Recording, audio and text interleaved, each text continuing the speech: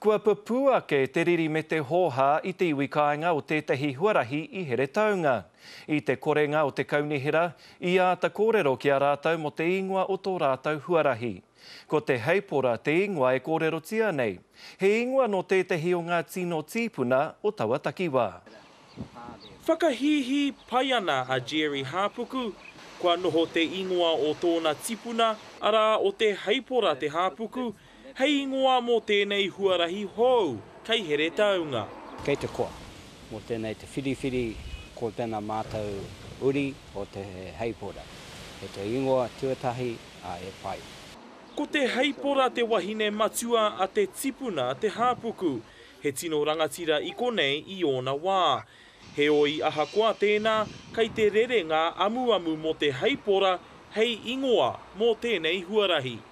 Our concern initially was that all the legal documents that we saw came through as Arataki Mews, and that was the expectation of the street name. And then to find that there was a name change, that was the issue for us, without any discussion. E ai kia Craig kaore o nā raruraru ki te ingoa, engari ia ki te kaunihera.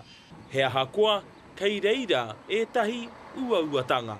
Te heipora would be my attempt, but I think you're going to get that for forever, really. Ko Van Daddleson Place, nā ingoa taumaha e kare kupu mo tēnei te Māori. But engari, kei te tāmai ki tēnei te ingoa te heipora, kei te kōrero nei ki te wahine Pākehā, he taumaha. Kāore te kaunihera i wātea ki te kōrero a kanuhi ki a te karere, engari i roto i tētahi karere hiko e mea ana rātau, kai a rātau te mana ki te whakaingoa i tētahi huarahi. A i te nuinga o te wā, e hāngai ana taua ingoa ki te hitori o te takiwā. I te rātau i whakatika hia te ingoa o te Hāpuku, tata ki te kotahi rautau e hāpuka kē ana i te kaunihera.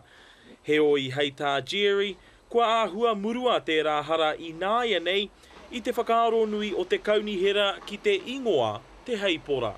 Ka tāmai nā mokopuna ki te ingoa, kei te mōhio. I ngā kōrero, i ngā whakapapa, ko wai ia, ko wai te heipora. Ko te kōrero a te kaunihera, i nā te nui o te tautoko mo te ingoa hou. A mā te wā, e tangata whenua i tāna noho ki ngā waha me ngā whakaaro o te iwi kāinga.